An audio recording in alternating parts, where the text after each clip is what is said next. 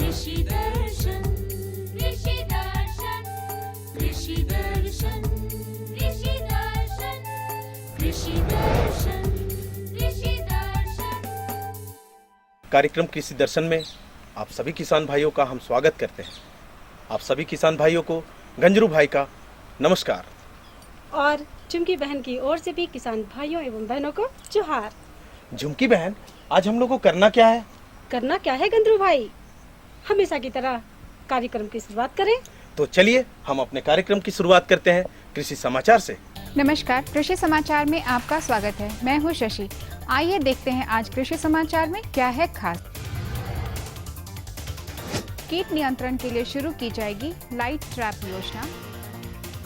मत्स्य पालक शालीमार से खरीद सकते हैं मत्स्य स्पान। मक्का के बेहतर उत्पादन के लिए लगाएं उन्नत प्रभेद HQPF1। अब समाचार विस्तार से। कृषि विभाग की ओर से जल्द ही लाइट ट्रैप योजना शुरू की जाएगी। कृषि विभाग ने निर्णय लिया है कि सभी मॉडल गांवों में उड़ने वाले कीटों की रोकथाम के लिए 10-10 लाइट ट्रैप लगाए जाएंगे। इस योजना पर 1 करोड़ 26 लाख रुपए खर्च किए जाएंगे। देखिए, लाइट ट्रैप जो है, अभी आप देखेंगे कि पूरे देश में इस बात की चर्चा है कि केमिकल का कम उपयोग किया जाए। ऑर्गेनिक खेती की बात कर रहे हैं तो पेस्टिसाइड और केमिकल का कम से कम उपयोग हो, उसी के तहत ये लाइट ट्रैप जो है वो लगाए जाने की बात है। उसमें कुछ ऐसे हानिकारक कीड़े हैं जो फसलों पर प्रकोप करते हैं और उत्पादन में उससे कमी आती है, फसल में नुकसान होने के चलते। तो कुछ वैसे कीड़े होते हैं जो इस तरह का नुकसान करते हैं, लेकिन वह एक निश्चित तरीके के प्रकाश को देख के उसकी ओर आकर्षित होते हैं। यदि लाइट ट्रैप उस खेतों में यदि रखा जाता है तो कीड़े उस पर आकर्षित होंगे और हानिकारक कीड़ों का नियंत्रण हो जाएगा और फसल में जो क्षति होती है वो नहीं हो पाएगी। बरसात का मौसम आ चुका है, जो मछली पालन के लिए सबसे उपयुक्त माना जाता है।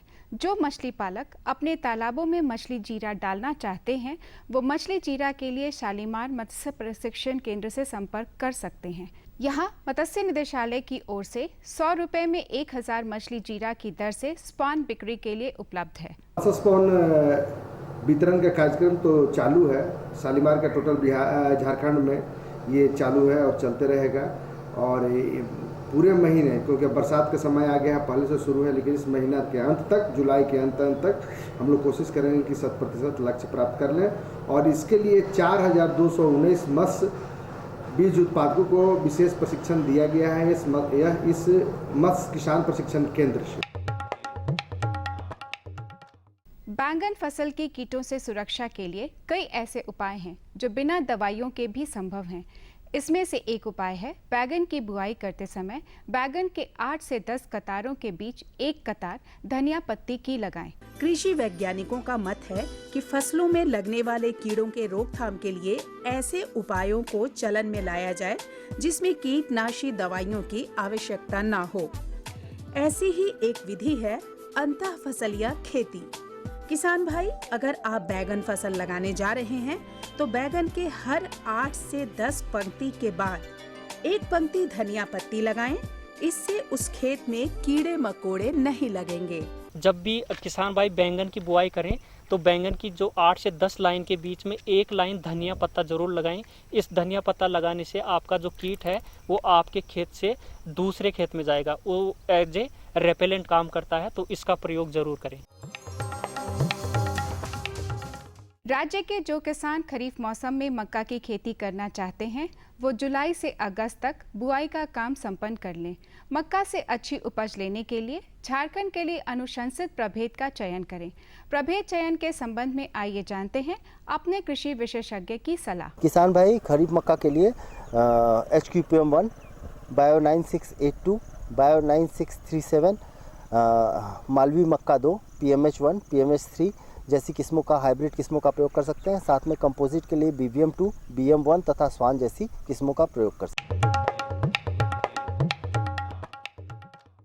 किसान भाई, आप केचुआ खाद बनाने के लिए वर्मी ट्रेटा बेड का इस्तेमाल कर सकते हैं। ईंट और गारे से तैयार बेड स्थायी होता है, इसे किसी दूसरी जगह स्थानांतरित नहीं किया जा सकता, जबकि वर्मी ट्रेटा बेड प्लास्टिक का बना होता है और इसे मोड़कर अपने इच्छा अनुसार कहीं भी लगा सकते हैं। आइए जानते हैं आज के लिए क्या है कृषि विशेषज्ञ की सलाह। किसान भाइयों, अगले कुछ दिनों में अच्छी बारिश की संभावना है, अतः मध्यम और निचली जमीन में वर्षा जल के संग्रह का प्रयास करें। धान को छोड़कर अन्य फसलों में जल निकासी की व्यवस्था करें। और अब एक नजर राज्य के 5 प्रमुख शहरों के मौसम के मिजाज पर।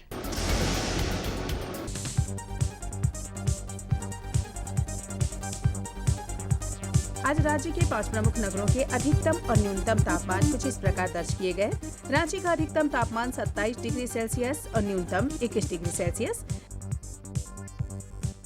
जमशेदपुर का अधिकतम तापमान 28 डिग्री सेल्सियस और न्यूनतम 24 डिग्री सेल्सियस।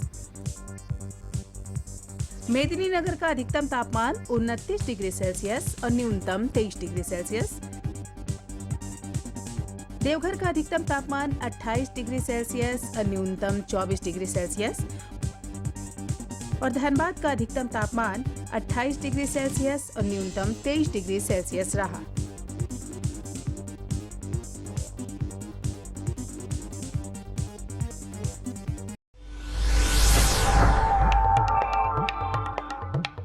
और अब मंडी भाव में आइए नजर डालते हैं अनाजों के भाव पर। आज कृषि उत्पाद बाजार समिति पंडरा रांची में विभिन्न खाद्यान्नों के थोक भाव कुछ इस प्रकार दर्ज किए गए। चावल मोटा 1850 रुपए से 2250 रुपए, चावल मध्यम 2350 रुपए से 2700 रुपए, चावल उत्तम 3700 रुपए से 4900 रुपए, गेहूं 1500 रुपए से 1950 रुपए, चना 4550 रुपए से 4950 रुपए, दाल अरहर 9000 रुपए से 10000 रुपए, दाल मसूर 7500 रुपए से 8050 रुपए, दाल चना 5250 रुपए से 5950 रुपए, सरसों तेल 9400 रुपए से 10150 रुपए, चीनी 2550 रुपए से 2900 रुपए, आलू 500 रुपए से 850 रुपए और प्याज 1600 रुपए से 2350 रुपए प्रति क्विंटल रहा। कृषि समाचार में आज इतना ही। अगले दिन अगले अंक में फिर मुलाकात होगी कुछ ताज़ा तरीन खबरों के साथ। तब तक के लिए दीजिए इजाजत। नमस्कार, जोहार। किसान भाइयों, अभी आप देख रहे थे कृषि समाचार, जिसमें आप लोगों को जानकारी मिली मौसम के मिजाज के बारे में, मंडी के भाव के बारे में और खेती बाड़ी से संबंधित अन्य विषयों की जानकारी के बारे में। जानकारियाँ और भी बहुत सारी हैं, लेकिन उससे पहले हम लेते हैं एक छोटा सा विराम। ये लो और बताओ। बस। अरे ये क्या भैया जी, बस इतनी सी रासायनिक खाद? किसानी छोड़ रहे हो क्या? किसानी नहीं, नादानी छोड़ रहे हैं। मिट्टी की जांच कराई है। अब तो लालाजी जितनी जरूरत है उतने ही उर्वरक खेत में डालेंगे। हाँ किसान भाई, आज ही अपने जिले की नजदीकी भूमि परीक्षण प्रयोगशाला में मिट्टी की जांच जरूर करवाएं और मिट्टी में पोषक तत्व, नमी व पौधे के विकास को देखते हुए केवल जरूरत के अनुसार ही पोषक तत्व डालें। और हाँ, मिट्टी में गंधक, जस्ता, बोरोन जैसे सूक्ष्म पोषक तत्वों का पता लगाना भी न भूलें। उर्वरक और जैविक खाद के सही उपयोग से भूमि का उपजाऊपन बनाए रखें, उत्पादकता बढ़ाएं, खर्चा घटाएं और बहुमूल्य विदेशी मुद्रा बचाने में भी सहयोग दें। और हाँ, धीमी गति से नाइट्रोजन उपलब्ध कराने वाले उर्वरकों जैसे नीम लेपित यूरिया को प्राथमिकता दें और यूरिया का पत्तों पर छिड़काव करें। अरे वाह, तू तो सचमुच समझदार हो गया रे। अधिक जानकारी के लिए संपर्क करें जिला कृषि अधिकारी या किसान कॉल सेंटर। विराम के बाद आप सभी किसान भाई का स्वागत है आपके अपने कार्यक्रम कृषि दर्शन में। हाँ तो किसान भाइयों, अभी बरसात का मौसम है, यानी खरीफ का मौसम है। हम किसान भाई इस मौसम में धान की खेती बहुत ज़्यादा करते हैं और साथ साथ और भी कई तरह की फसल लगाते हैं। हमारे किसान भाई इस मौसम में सब्जी की भी खेती करते हैं गंद्रू भाई। हाँ झुमकी बहन, इस मौसम में बरसाती बोदी की खेती हम कैसे वैज्ञानिक विधि के द्वारा करें, इसकी जानकारी दे रहे हैं डॉक्टर RS पान। किसान भाई, बरसाती बोदी लगाने का समय आ गया है, उसकी वैज्ञानिक खेती कैसे करें, इस विषय पे चर्चा के लिए आज ICAR प्लांडू के हमारे वैज्ञानिक डॉक्टर RS पान साहब मौजूद हैं। डॉक्टर साहब, सबसे पहले किसान भाइयों को बताएं कि बरसाती बोदी की खेती किसान भाई कैसे करें, कौन सा बीज अपनाएं? सभी किसान भाई जानते हैं जो बोदी एक अच्छी दलहनी सब्जी फसल है इस क्षेत्र के लिए, झारखंड के इस क्षेत्र के लिए। तो सभी किसान भाई करते भी हैं। तो उसका उन्नत विधि के बारे में आज मैं जानकारी देना चाहता हूँ। जो यहाँ का जो मिट्टी है ये बहुत ही उपयुक्त है और ये बरसात का मौसम है, बोदी की खेती के लिए बहुत उपयुक्त है। तो मिट्टी की जो तैयारी 3-4 बार अच्छी तरह से जुताई करके हम कैरी बना के करते हैं। तो जब हम मिट्टी का तैयारी करते हैं तो कैरी बनाते हैं तो उसमें हम खाद उर्वरक का भी प्रयोग करते हैं। तो जैसे जैविक खाद है अच्छी से सड़ी हुई गोबर की खाद करीब 200 से 250 क्विंटल प्रति हेक्टेयर के दर से, या केंचुआ खाद 20 से 30 क्विंटल प्रति हेक्टेयर के दर से हम प्रयोग कर सकते हैं। और किसान भाई और अच्छा उपज लेने के लिए चूना, कृषि में प्रयोग जगह चूना का भी प्रयोग कर सकते हैं, जिससे उपज जैसे प्रति वर्ष जो देना चाहेंगे तो उसके लिए करीब 3 से 4 क्विंटल प्रति हेक्टेयर के दर से हम कृषि में प्रयोग चूना का प्रयोग करने से अच्छा होता है। इसके अलावा जो रासायनिक खाद है उसमें से 22 kilogram urea, 375 kilogram single super phosphate और 85 किलोग्राम म्यूरेट ऑफ पोटाश प्रति हेक्टेयर के दर से बुआई से पहले हम कैरी में प्रयोग करते हैं प्रति हेक्टेयर के दर से। इसके अलावा फिर 1 महीना बाद फिर 22 किलोग्राम हम टॉप ड्रेसिंग के रूप में प्रयोग करते हैं। तो हम जब कैरी में लगाते हैं तो इसमें 2 प्रकार का हमारा किस्म होता है बोदी में, एक झाड़ीदार किस्म होता है और एक लतरदार किस्म होता है। तो झाड़ीदार किस्म को तो हम जैसे खेत में लगाते हैं कैरी में तो उस समय हम दूरी देते हैं लाइन से लाइन 2 फीट और पौधा से पौधा मतलब बीज से बीज हम जो लगाते हैं वो 1 फीट देते हैं। तो जो कि ये बरसात का फसल है, बारिश होने का संभावना ज़्यादा है, तो किसान भाई ज़रूर ध्यान में रखें जो बीज का बुआई करेंगे उसको बीज उपचार करके ही बुआई करें।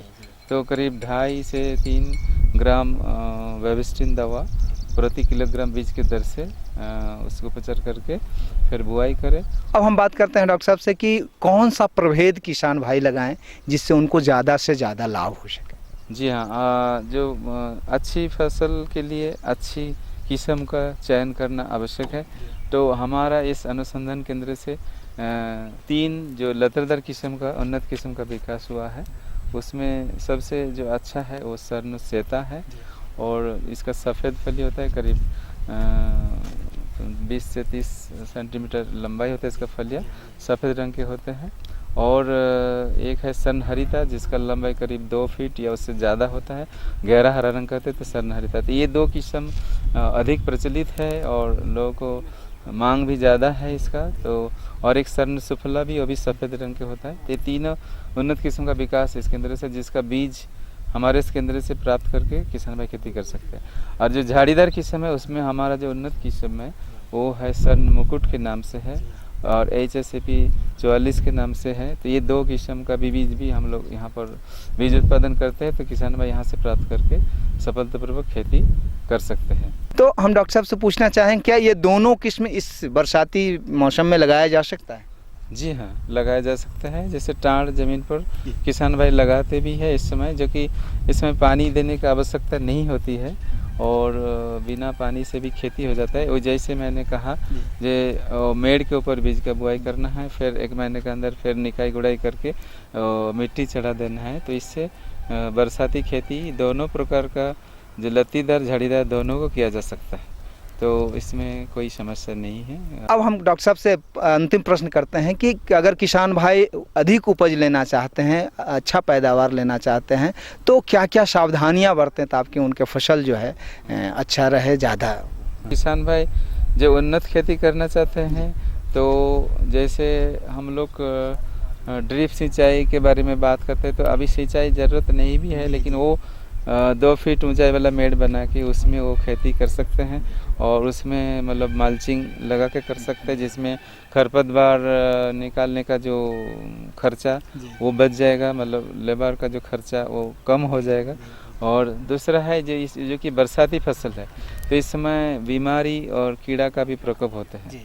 तो इसमें एक बरसाती मौसम में सबसे ज़्यादा एंथ्रेक्नोज का प्रकोप होता है, तो उसके पत्ती और फली के ऊपर धब्बे बन जाते हैं भूरे रंग के, पीले रंग के। तो उसके लिए हमको जैसे मैं पहले बताया जो बीज उपचार करके ही बुआई करना चाहिए। और खड़ी फसल में वेबिस्टिन से हम बीज का उपचार करते हैं और खड़ी फसल में डाइथेनियम 45 दवा 2 ग्राम प्रति लीटर के हिसाब से 15 दिन के अंतराल पर 2-3 बार हम छिड़काव करते हैं, तो इससे नियंत्रण पाया जा सकता है। और एक मोज़ेक बीमारी होता है और उसके लिए उसके ऊपर जैसे पौधा छोटा रह जाता है, उसके ऊपर पत्ती के ऊपर हरे पीले धब्बे बन जाते हैं, तो फल नहीं देते पौधा, तो उसके लिए उसको देखते ही उखाड़ के नष्ट करके, और उसका जो वाहक कीड़ा है जैसे लाही कीड़ा है तो उसको हम नियंत्रण करते हैं। रोगर दवा 2 मिलीलीटर प्रति लीटर पानी में घोलकर छिड़काव करते हैं, तो इससे नियंत्रण हो सकता है।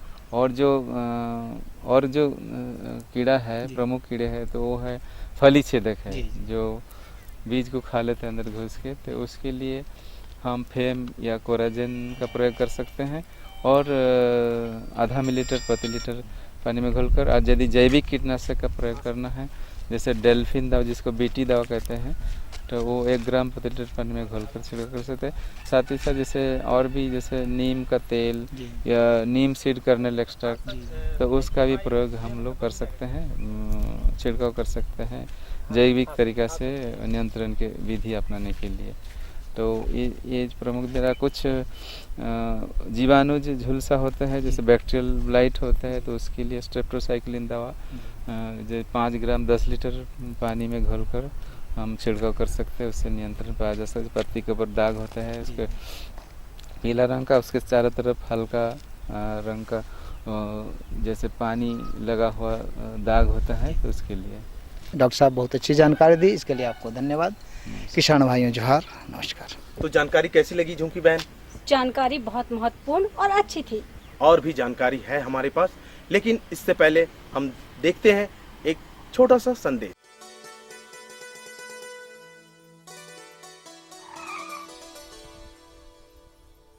1 लीटर में 90 किलोमीटर का माइलेज है।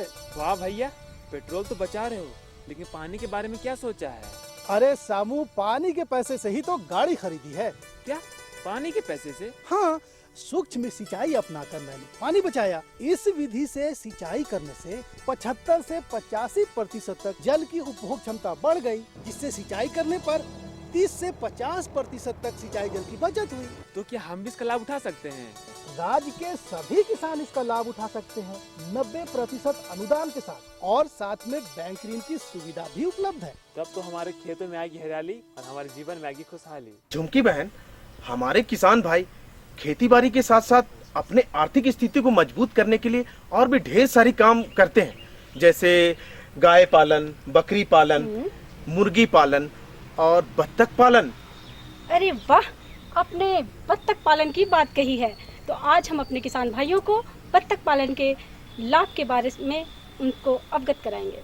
हाँ किसान भाई, अगर हम बत्तख पालन वैज्ञानिक विधि के द्वारा करते हैं तो इससे ज़्यादा मुनाफा कमा सकते हैं। आज हम बात करेंगे बत्तख पालन के बारे में, जिसके लिए हमारे साथ मौजूद है डॉक्टर असित चक्रवर्ती जी। बत्तख पालन हमारे किसान भाई बहुत सारे जो करते हैं, पहले इन्हें ये बता दीजिए जो नहीं करते हैं, ये होता क्या है बत्तख पालन? बत्तख जो एक मुर्गियों का एक प्रजाति है, जिसमें हम इनको मानते हैं अंडे देने के लिए कि मांस के लिए। बत्तख पालन एक बहुत लाभजनक व्यवसाय है। मुर्गी से भी ये बेहतर है, क्योंकि इसका अंडे जो है ना साइज से बड़ा होता है, लगभग 55 से 60 ग्राम तक होता है। और बत्तख का खासियत इसमें है, उसमें बीमारी मुर्गी से बहुत कम होता है, सिर्फ 2-3 बीमारियों को इसको अफेक्टेड होता है। और बाकी तीसरी बात है, इसमें लागत बहुत कम लगता है। आपके पास थोड़ा सा पानी का साधन हो तो उसमें आप आराम से बत्तख पाल सकते हैं।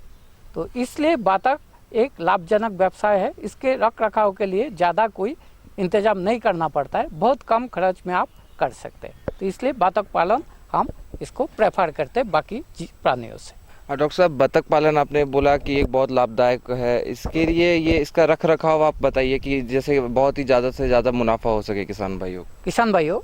3-4 चीज़ों को आपको ध्यान देना पड़ेगा अगर आपको बत्तख पालना है। तो एक चीज़ है, आपके पास छोटा सा और थोड़ा सा मूलधन होना चाहिए, जिससे आप बत्तख खरीद सकते। बत्तख जब खरीदेंगे तो अब आप देखना है अंडे के लिए कि मांस के लिए। अगर अंडे का प्रजाति ले तो आप खाकी कैम्बेल लीजिए कि इंडियन रनर लीजिए। खाकी कैम्बेल लेंगे तो आपको साल में लगभग 300 अंडे मिलेगा, और इंडियन रनर लेंगे तो 220 से 250 तक अंडे मिलेगा। दूसरी बात है, आप इसके लिए जो मकान बनाएंगे जहाँ बतख रहेगा, इसमें आपको जो घर बनाएंगे आवास स्थल जिसको कहते हैं, इसमें आप बहुत कम लागत में, जैसे हो गया एस्बेस्टस हो गया, फिर थेच हो गया, जैसे हमारे पास पेडिस्ट्रो हो गया, इससे भी बना सकते। लेकिन एक चीज़ ध्यान रखना, कई वजह से जंगली जानवर ये कोई प्रीडेटर इसको आक्रमण ना करे कि अटैक करे, उसमें आपको ध्यान देना पड़ेगा। इसका खान पान के बारे में, बत्तख को कैसा खान पान दिया जाए जिससे कि वो और उसका उत्पादन हो सके? बतख आप 3 किस्म से रख सकते हैं। एक तो हो गया कि इंटेंसिव सिस्टम, जब आपको दिन भर इनको घर में रखना है कि तालाब में छोड़ देना है। दूसरा हो गया सेमी इंटेंसिव, इसमें दिन भर घूमते रहेगा, रात को शेड में आ जाएगा। और तीसरा हो गया पूरा इसका जो एकदम खुला छोड़ देने का और सिर्फ रहने के लिए रात को प्रोटेक्शन है। तो उसमें अगर आप घर में रख के पालना चाहता है तो उसे अलग से दाना देना पड़ेगा। अगर सेमी इंटेंसिव कर दिया तो इसको आप तालाब में छोड़ दिया कि पानी में छोड़ दिया तो वहाँ से दिन भर का खाना ले लेता है और सुबह और शाम थोड़ा सा दाना और पानी इनको देना पड़ता है। और तीसरी होता है जिसमें आपको कुछ भी नहीं देना पड़ता है, वो सारे दिन भर घूमते रहता है और दाना वहाँ से ले लेता है। तो इसलिए दाना देना है तो आपको उसमें थोड़ा सा मैनेजमेंट का ज़रूरत पड़ेगा कि एक प्राणी को कितना दाना चाहिए और आपको कितना मूलधन इसमें खर्चा हो रहा है, कितना प्रॉफिट हो रहा है। आपको ये बता दीजिए कि कौन कौन किसी तरह की बीमारियां बत्तख को होती हैं? बतख में सिर्फ 2-3 टाइप का बीमारी होता है। एक बीमारी जो होता है इसके दाना से होता है, इसको अफ्लाटॉक्सिकोसिस कहते हैं, जिसमें अफ्लाटॉक्सिन की एक टॉक्सिन होता है, दाना से आ जाता है। बरसात के टाइम में ये ज़्यादा होता है। ये छत्राक की वजह से, छत्राक और फंगस कहते हैं, इसके अफ्लाटॉक्सिन फ्लेवस नाम की एक फंगस होते हैं जिससे ये टॉक्सिन होता है। उसमें बतख का बच्चा का ज़्यादा मोर्टेलिटी होता है, लगभग करीब 50 से 60% मोर्टेलिटी भी हो सकता है। दूसरा है उसका डार्क प्लेग कहते हैं, ये एक वायरल इन्फेक्शन है और जिसका लिए आपको बतख का हैवी मोर्टेलिटी होता है। 80 से 90% करीब 80 से 90% मोर्टेलिटी होता मर जाते हैं। तो इसका लिए डार्क प्लेग का एक वैक्सीन बाजार में मिलते हैं, ये 8 हफ्ता जब उम्र होता है उसका तब आपको देना है। तीसरे होता है डार्क कलेरा, उसको एक बैक्टीरियल इन्फेक्शन है, उसमें भी बीमारी हो सकता है। तो उसको 4 हफ्ते में और फिर दोबारा रिपीट करना पड़ता है, 16 सप्ताह में आपको वो वैक्सीन करना पड़ेगा। ये अगर 2-3 चीज़ कर दिया तो आपका बतख सुरक्षित है और कोई बीमारी नहीं लगेगा। डॉक्टर साहब, बत्तख पालन मुर्गी पालन से कैसे अलग है और इससे क्या फ़ायदा हो सकता है किसान भाइयों को? बतख इसलिए पालन करना चाहिए कि झारखंड, उड़ीसा, बंगाल जहाँ कोस्टल एरिया है, जहाँ पानी का इंतजाम है, वह बतख बढ़िया फलते हैं। और बतख में जो अंडे निकालते हैं कि मांस होता है, ये स्वादिष्ट होता है और ये फार्मर, ये मार्केट में बहुत डिमांड है। बतख का अंडा बड़ा भी होता है और उसका न्यूट्रिशन मुर्गी के अंडे से थोड़ा ज़्यादा भी है। तो इसलिए बतख में दूसरा चीज़ जो है, खर्चा बहुत ही कम लगता है मुर्गी से, और इसलिए बतख को दिन भर आप छोड़ भी सकते हैं सेमी इंटेंसिव सिस्टम में और इससे कम लागत में ज़्यादा फायदा होता है। इसलिए बतख पालन मुर्गी पालन से बहुत बढ़िया है और अच्छे है। डॉक्टर साहब, चलते चलते हमारे किसान भाइयों को बत्तख पालन के बारे में कुछ मुख्य बातें बता दीजिए जिससे वो बहुत मुनाफा पा सकें। सिर्फ 5 और 6 चीज़ को ध्यान में रखना है। एक, बतख जब पाले हमेशा सोचिए कि इसको पानी में दिन भर छोड़े, वहाँ से जैसे स्नेल हो गया, मेंढक हो गया, ग्रासहोपर हो गया, ये सारे चीज़ वो दाना के पानी से ले लेते। दूसरी बात है, इसमें आप लागत बहुत ही कम है और बतख का अंडे का मार्केट है जहां आप उसको सेल कर सकते हैं। तीसरी है, बतख जब आप देंगे इसको ज़रूर वैक्सीनेशन कराइए और साल में 2 बार वैक्सीनेशन करा दिया तो बतख सुरक्षित हो और 4 साल तक आपको अंडा मिलते रहेगा। 5 नंबर की बात है, जब बतख लेंगे आप इस तरीके से लीजिए जिससे ज़्यादा आपको फ़ायदा मिले, जैसे खाकी कैम्बेल हो गया, इंडियन रनर हो गया, इस टाइप की बतख लीजिए तो ज़्यादा अंडा मिलेगा और फ़ायदा होगा। तो इस हिसाब से ये मुर्गी से बेहतर है और बतख पालन लाभदायक व्यवसाय है। तो किसान भाइयों, आपने जैसे देखा, डॉक्टर साहब ने बताया कि बत्तख पालन मुर्गी पालन से बहुत ही ज़्यादा लाभदायक व्यवसाय है। तो हम आशा करते हैं कि आप इस जानकारी से बहुत फ़ायदा उठाएंगे। डॉक्टर साहब, आपने किसान भाइयों को इतनी महत्वपूर्ण जानकारी दी, इसके लिए बहुत बहुत धन्यवाद। कैसी लगी जानकारी? बहुत बढ़िया, बहुत अच्छा। हम बत्तख पालन अगर हमारे विशेषज्ञ जैसे हम लोग को बताए, हम उस ढंग से करते हैं तो हम जरूर बत्तख पालन में पहल करेंगे हमारे किसान भाई, और इससे ज़्यादा से ज़्यादा मुनाफा कमाएंगे। तो और हमारा बत्तख भी स्वस्थ रहेगा, आर्थिक मुनाफा भी होगा। हाँ, तो चलते चलते, क्योंकि हमारे पास समय बहुत कम है, इस चीज़ को देखते हुए हम किसान भाइयों से कहेंगे कि आप हमारा पता नोट कर लें। हमारा पता है कार्यक्रम कृषि दर्शन, कृषि प्रकोष्ठ, द्वारा केंद्र निदेशक, दूरदर्शन केंद्र, रातू रोड रांची, पिन संख्या 8340001। तो किसान भाइयों, आज के लिए इतना ही। तब तक के लिए नमस्कार। नमस्कार, जोहार। जोहार।